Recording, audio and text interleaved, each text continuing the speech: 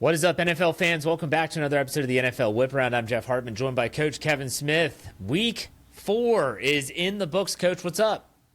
What's up, Jeff? September football is done. It'll be October football. And I always like when you turn the calendar because you get an idea for who's who. I think we're starting to see that a little bit. As someone once said that you don't know who's who in the NFL until Thanksgiving. But I feel like you do see some trends before that. Would you agree?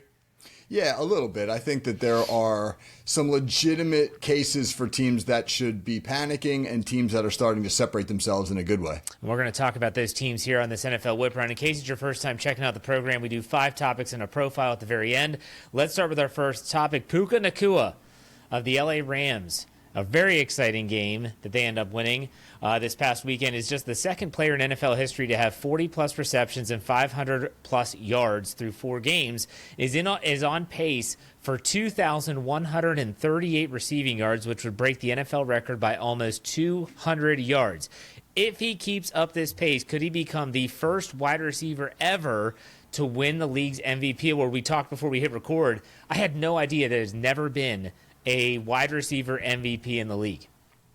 Yeah, they started giving the Most Valuable Player award way back in 1957 in the old, and I don't even remember what it was called. It was the NFL and the AFL, I guess. So it predates the merger.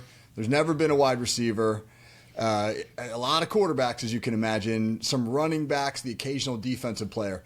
Never a wide receiver. The pace Puka Nacua is on right now may be unsustainable simply because he's averaging 125 receiving yards and 10 catches per game. I mean, that's like a career game for a lot of receivers. That's his average right now.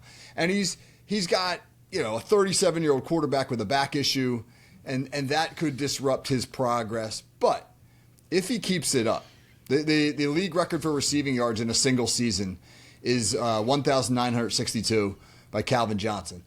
If he keeps it up, he's going to clear that mark. If he becomes the first receiver with over 2,000 yards and the Rams make the playoffs, somebody else would have to knock it out of the park, I think, to be the MVP. There's no way in hell he'll ever be the MVP. They will never have a wide receiver. I mean, think about it. What are they going to say? Well, if he's getting that many catches and receptions, shouldn't the quarterback throwing him the ball be the MVP? I just think it's a quarterback award now. And we talked about this with Saquon Barkley last year. We've talked about it with Aaron Donald when he was dominant, TJ Watt when he tied the sack record held by Michael Strahan. It just doesn't seem like it's ever going to happen. But coming off of this win, 27-20, Rams over Colts, Puka Nacua had 13 catches on 15 targets for 170 yards, a touchdown, and a long of 31 yards. He averaged 13.1 yards per catch. The next player, receiver, pass catcher on that list from Sunday's game, Davante Adams with 4 catches on 6 targets. I don't think it's sustainable. Do you? I mean, he's getting open. You can't say he's not, but there's no way he's going to have that many receptions and that many targets on a week in and week out basis. He's got a concussion history, so he's missed time, and he's early in his career. So, yes, the odds are certainly stacked against him for him being able to sustain this for 3 more months. But if he does, let's just say if he does, it's one thing, like Saquon Barkley had a phenomenal year last year, but it wasn't an historic year. Right. He wasn't, I think he was like the 8th player to rush for 2,000 yards, and he didn't break the all-time record. If Puka Nacua becomes the first receiver ever in league history to surpass 2,000 yards and breaks the NFL record in the process, I think that puts a lot more weight into the argument that he should be the MVP, particularly when, like you just said, he's getting the overwhelming lion's share of the attention right now with the Rams. It's not like Stafford's throwing for 500 yards a game and everybody's putting up gaudy statistics. I don't know. And let me ask you this. This is just a general question. We talked about this briefly last year with Saquon Barkley towards the end of the year when he was potentially going to break the rushing record. Is there an asterisk for you in the fact that they play 17 games, whereas most of these records were set, even with Calvin Johnson, at 16 games? What's your take on that? Yeah, it's kind of like baseball, right, with the home run record. Once they keep tacking on more games, But in the end, I think people just forget about that stuff. Maybe they shouldn't, right? But I think that they do. The number becomes the number, and that's the target. That's true. That is true. But I mean, the Rams win. That was a huge game. That was a very good game too. The Colts lose their first game. The Rams coming off that loss to the Eagles, where they had the blocked field goal. They definitely needed that one, and they get it. So, all right, let's go to our next topic. The Giants, the Chargers. We talked about this on multiple podcasts last week. The Giants upset the Chargers on Sunday. They do lose Malik Neighbors to a torn ACL. That's been confirmed. The Packers and Cowboys played to a 40-40 tie, barf, and the Chiefs smoked the Ravens in a matchup of what most would say are AFC heavyweights. What was your game of the week in Week 4, Coach, and tell me why? It's interesting that the Giants were able to pull that upset. 0-3 beating 3-0 with a rookie quarterback in the starting lineup, making his first ever NFL start. I don't think too many people saw that coming, but as you said, the Chargers are prone to this. I think maybe the most surprising result was Kansas City smacking Baltimore. I mean, they pulled away in that football game convincingly and won that game by being more physical than the Ravens. And that's the thing I think that's shocking. Like this Baltimore defense is not the Baltimore defense that people are usually associate with that team. I mean, they get run on. The front seven's not great. You inserted Xavier Worthy back in the lineup for the Chiefs just to give him an element of speed, and it exposed Baltimore in many areas. So that was the game that caught my attention the most. I did watch the Sunday night game. And maybe you can answer this question. I could not tell for the life of me in that 40-40 game if that was great offense or pathetic defense. Is there a C for both or all of the above? Maybe. For me, I watched a good bit of the Sunday night game. I woke up. I did not stay up for all of it. But I woke up and was like, they tied? Are you serious? Like, I still can't believe that ties are a thing in the National Football League.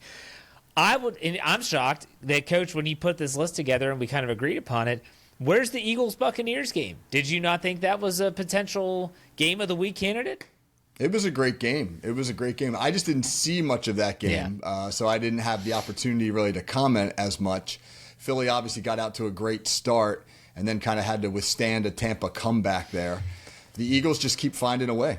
Now let me ask you this. Let's go back to the Chargers-Giants game. Do you think that Brian Daboll could be potentially saving his job? Jackson Dart spoke glowingly of him after the game about the relationship that he has with the coach. He has full faith in him. And I thought, in looking at the highlights, I didn't get to see the game, a lot of it, but he looked the part. We'll put it that way. He looked like he belonged, making decisions, using his athleticism. What's your take on Daboll pulling the plug on Russell Wilson? If Jackson Dart plays good football and shows progress, I think it will save Brian Daboll's job. Now, obviously, losing Neighbors is going to be a huge blow, but they're built to be competitive with a rookie quarterback because they've got a phenomenal front. They had 21 quarterback pressures of Justin Herbert. I mean, that is a massive number. And almost all of it came from their front four, which is a tremendous front four.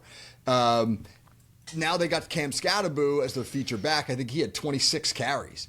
And he's a perfect guy to supplement Jackson Dart because if you can run the ball with him and control clock and set up the play action game, that's a great recipe for a rookie quarterback. So I don't think the Giants are not going to be good enough to be a playoff team or anything like that, obviously. No. But if they can win 5 or 6 games and Jackson Dart can show progress throughout, then I think that Daboll's job will be okay. Well, let's talk about the Chargers for a second. Like you said, 3-0 coming into this game. They lose.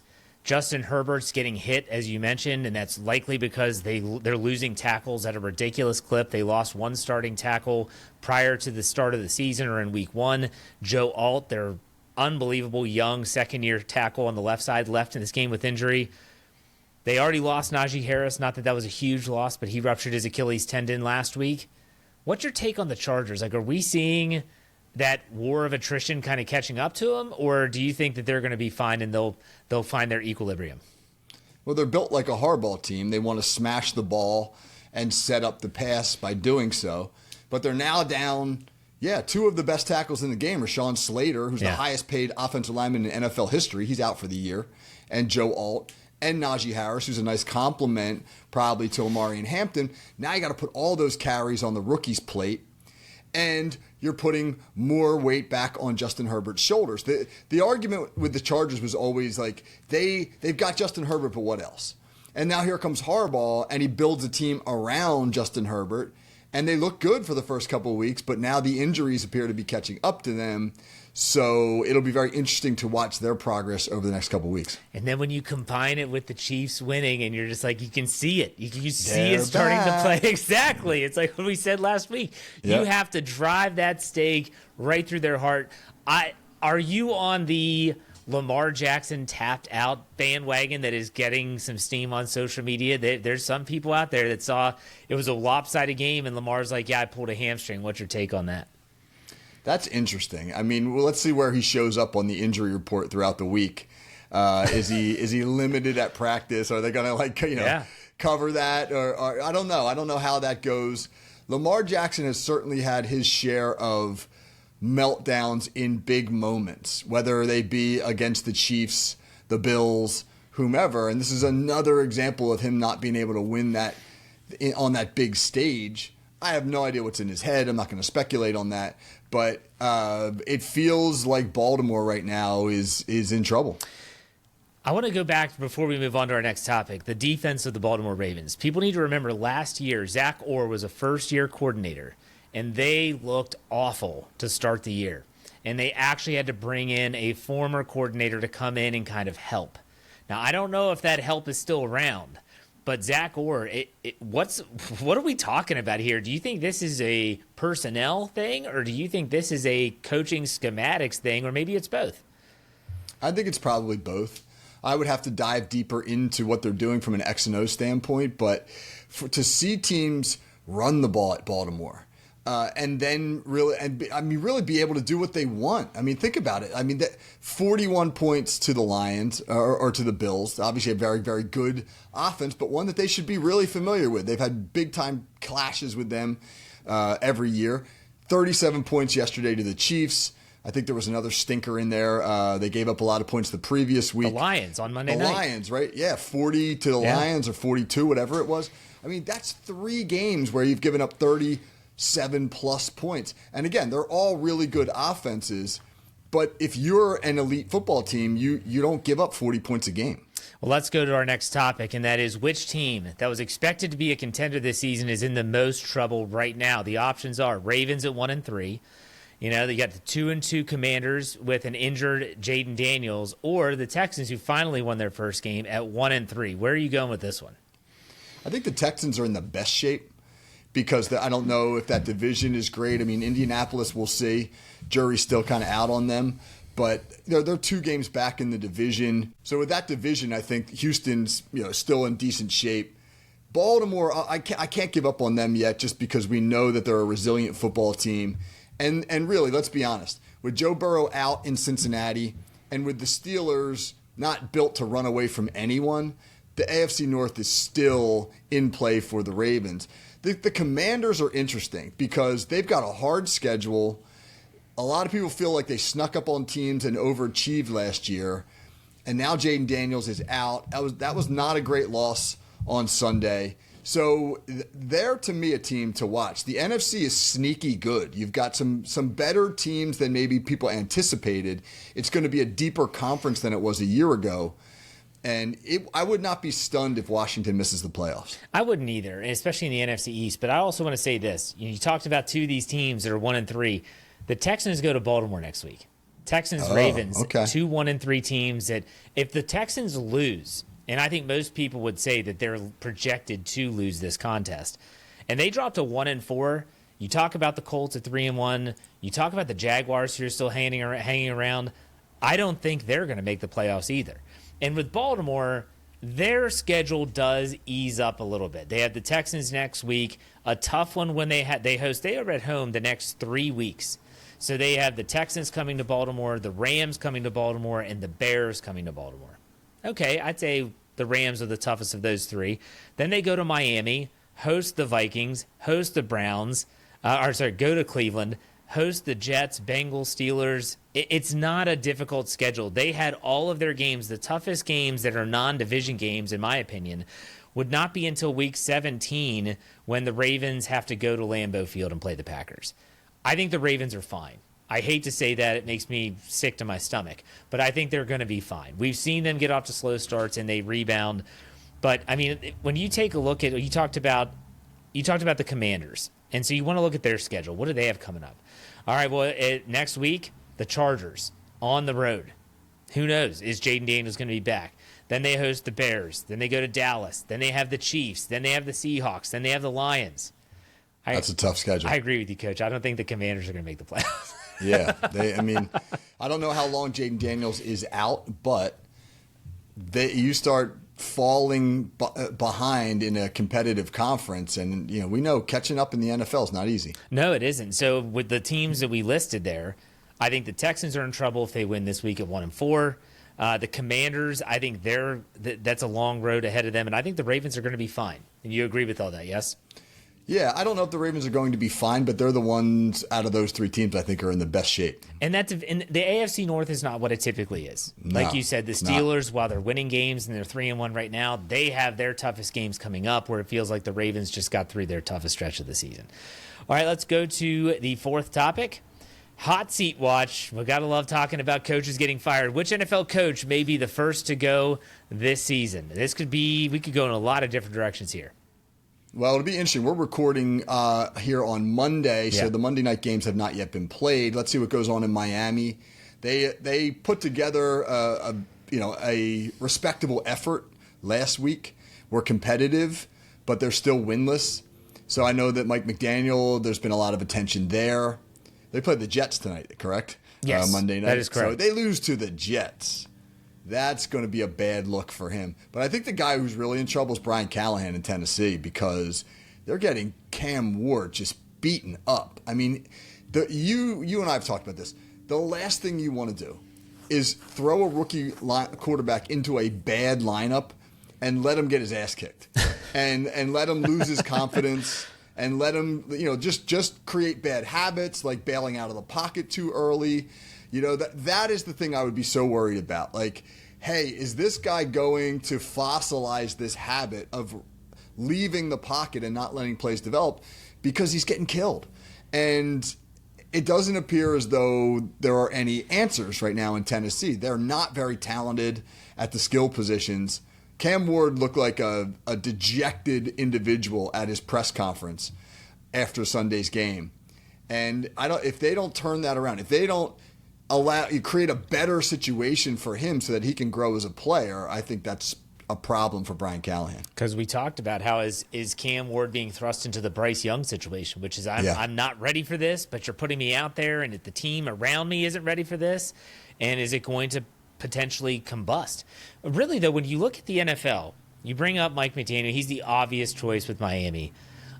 You look at the Bengals. There's a lot of people that have said that, and his name escapes me, the Bengals head coach right now, that he could be a guy that could be on the hot seat. But when Joe Burrow gets hurt and he's out for the majority of the season, how can you put that on him? That doesn't add up to me. Yeah. So no, Zach Taylor. I think Zach Taylor's fine. Yeah, because of the injury. Yeah. You talk about the other teams, even the Cardinals, although they lost on Thursday night, they're still competitive. I don't think they're going to make any moves there.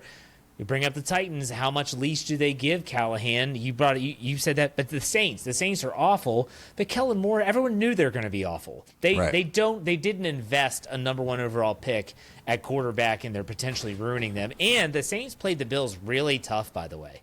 Anyone that sees the end result and sees 31-19, they're like, oh, that game was a blowout. It wasn't. The Saints were right there, and if it wasn't for one poorly thrown pass by Spencer Rattler, Brandon Cooks would have had a go-ahead touchdown.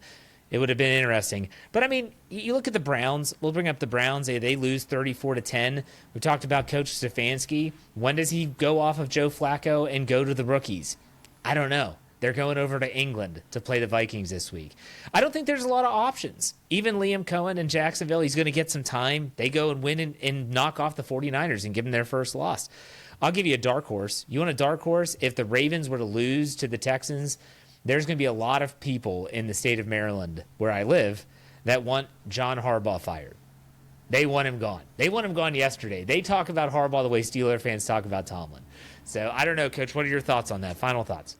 Yeah, the way the fans see a thing and the way the front office sees it, I don't think Ozzie Newsome and Eric DeCosta share that same sentiment.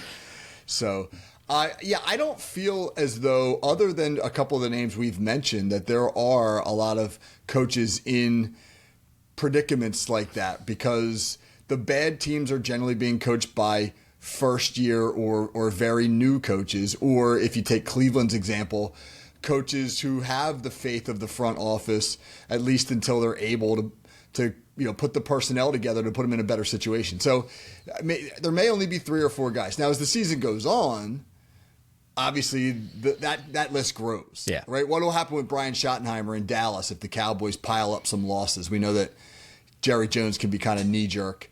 What will happen with Pete Carroll in Las Vegas if the Raiders are 3-8 and look like that was a bad loss? They had that game won against the Bears, etc. So. Well, this is a topic we should revisit in about a month or so. I mean, first, like Jerry Jones knee jerk. What are you talking about? Like, I mean, but at the same time, Pete Carroll can't help the fact that his quarterback keeps on throwing it to the other team. There's some things that aren't the coach's fault, but it'll be interesting. Hot seat watch will continue.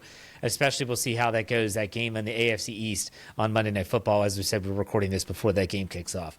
All right, let's go to our 5th and final topic. After 4 weeks of the season, has anything you've seen on the field changed your view of the league? Surprise team or players, unexpected trends. What's caught your attention the most through the first month? I think the thing that's caught my attention is this. I don't feel this year like there's a dominant football team. We've gone through this era, really for almost like the last 2 decades, where you had the Patriots. They were just this dynasty, and like every year you just felt like somebody had to knock them off. And now it's been the Chiefs for the last 5 or 6 years. Philly's been really good. Baltimore has been a team that you could count on every year. Same with Buffalo. But we're a month into the season. I don't think even the Eagles, who I still think are the best team in football. They're the Super Bowl champ. They're undefeated. They've won 20 out of 21 games. But man, they've won a couple games by the skin of their teeth. And just a statistic I'll give to you real quick. I mean, there have been, as before, not including Monday night's games, which haven't been played yet. There have been 62 NFL games played this year. 37 of them have finished with a margin of 1 score or less. That's 60% of the games this year have been 1-score games. And I know, again, it's early. Maybe we'll see a separation later. But right now, the thing that kind of surprises me a little bit is I don't feel like there's a dominant team. Would you feel confident picking the Super Bowl winner right now? Hell no. Not even close. No. Not even close. Me neither. A trend that I've noticed, and we've kind of seen this ebb and flow, it has to do with the quarterback position because it's the most important position on the football field. And I would say in terms of team sports, it's the most important position. The value of having an experienced quarterback. The Steelers are seeing it with Aaron Rodgers in terms of his football IQ. And you're seeing these quarterbacks that we've mentioned, the Bryce Youngs, the Cam Wards being thrust into the lineup. And it does not equate to success all the time. And sometimes a quarterback being given the leniency to learn without being thrust in the lineup. And even the 3 weeks that Jackson Dart, as an example, got to sit and watch Russell Wilson go through what he does on a week-to-week basis, taking in the week-to-week grind. What does he do in notes in terms of note-taking and team meetings, and how does he conduct himself? That can be invaluable for a quarterback. And I think that experience is the ultimate teacher. And yes, there are those Jaden Daniels examples that they come in as a rookie and they light the world on fire. The Ben Roethlisberger in 2004, rattling off 15 straight wins. But at the same time, I think there is something to experience at the quarterback level and giving players that experience. If you have one, that's fantastic. Everyone's going to know it because they have those intangibles that you just can't teach. Only experience can teach them that. That is the trend that always comes back when I watch the NFL. You see guys like Patrick Mahomes, and people tend to forget he did not play his rookie year. He watched. He was behind Alex Smith, and a lot of these quarterbacks. Lamar Jackson did not play a lot his rookie year. He was behind Joe Flacco. This is the trend that I wonder why NFL teams are not necessarily trying to emulate. They keep on trying to thrust these quarterbacks into the mix early, and it doesn't always work out. So, Coach, any thoughts on that? It's a catch-22 for coaches because you have pressure to win. If you draft a young quarterback, it's because your existing quarterback isn't very good. And that guy's not going to win you too many games. And so as the losses pile up, the pressure to play the young guy mounts. And there aren't that many organizations that have the discipline of the Ravens or the Steelers or teams that are willing to go through some hard times with a head coach and just stick with them because they believe in the continuity or they believe in the vision, whatever it might be. There's a lot of teams that feel pressure to win now, and a lot of head coaches that feel like if I don't get this young kid into the starting lineup, I don't have a chance to win and I'm going to be gone. And then ultimately that leads to poor performances by these young kids, and then they are gone. Yeah. So it's a tough bind that I think that a lot of coaches are in. Something I want to ask you about before we get to our profile for the show. What is your take on the playing surface that is artificial turf? I know that your high school has a turf field. I know that a lot of high schools have transitioned for obvious reasons in terms of maintenance and all that stuff. But I also think that you can't ignore the fact that when you look at Malik Neighbors' knee injury, if he was playing on grass, I wonder if he tears his ACL or if he's not walking back to the huddle after that incomplete pass down the sideline by Jackson Dart. You've seen other injuries.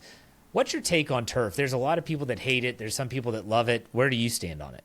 I think the turf fields today are pretty good. I mean, they're... Well, Coach, when you played, it was like concrete with the carpet. It was like, it was like that stuff that you put on, that like old ladies have on their front porch, that like bristly green laid out over concrete. Yeah, it was horrible, man. So it's a world of difference between then and now. I think that there are... Maybe there's a case to be made for that, but for the most part, I think that the field turf today is pretty safe, and the number of issues that are field related, I think, are significantly smaller. Yeah, I mean, with the Steelers playing in Dublin this past weekend, Croke Park, you did see some footing issues. A couple players were slipping. It just makes you wonder because these fields are. We talked about this in Brazil last year when it was Green Bay and Philly down in Brazil on Friday night, and we had a similar issue. So it's something I always am intrigued by how people view the turf situation. But let's finish the show up with a profile. You want to talk about John Morton, the Lions offensive coordinator, who seems to have that team clicking on all cylinders. Go ahead. Yeah, this guy's a great story. I just said, man, let's end the show and share this guy's story. So John Morton is a first-year coordinator at 56 years old. And when I say first year, he's never coordinated an offense at any level. He's never coordinated a high school offense. He was a wide receiver at Western Michigan, an undrafted free agent who 1993 to 1999 bounced around a whole bunch of different practice squads. He was on like 5 different NFL practice squads. And then he wound up in the Canadian League, and then he wound up in NFL Europe. And he called it a career in 1999 and went right into coaching. And for the last 25 years, he's coached with 7 different NFL teams at a ton of different roles. He's been a wide receivers coach. He's been a quality control coach. He's been the, kind of vaguely worded offensive assistant, whatever that might mean, like... In 2023, when Sean Payton went to Denver, he hired John Morton as his pass game coordinator. But, again, that's not the full coordinator role. And then the Lions hire him this past year to be their coordinator. 56 years old. I mean, the NFL's a league, man. They promote the young guys. You got all these the Cliff Kingsburys and the Liam Cohens and those types of guys that are the new gurus of modern offense. Very rarely will you see a team take a chance on an older guy who's been in it forever. And, man, the first week it was a disaster, right? Everybody was like, oh, the Lions suck. They scored 13 points. They look bad doing it. Well, the last 3 weeks, they're averaging 41 points per game. Yeah. So whatever John Morton's doing right now, it's working. And I just think he's a great story of a guy who goes a quarter of a century in the league before he really gets his chance. And he's taking advantage of it. And credit to Dan Campbell for giving him that chance because a lot of head coaches, especially when you lose both your coordinators, you want a proven commodity. You're not trying to take a flyer on some dude. You want a proven commodity. But, Coach, let's go back even earlier than week 1. Remember what we talked about in the preseason? I want to read you the point totals by the Lions. They had 4 games because they played in the Hall of Fame game. They scored 7, 17, 17, and 7 in the preseason. And you, me, and plenty of other shows around the world of sports were saying, what is going on? They are not going to be as high-powered as before. Then they start off with a 13-point output in the loss against Green Bay. What have they done since? 52 against the Bears, 38 against the Ravens, 34 against a very good Browns defense. It's good to see these things are kind of coming full circle, not only for him as a coach, but also the offense seems to be figuring things out. Sometimes patience is a virtue, don't you think?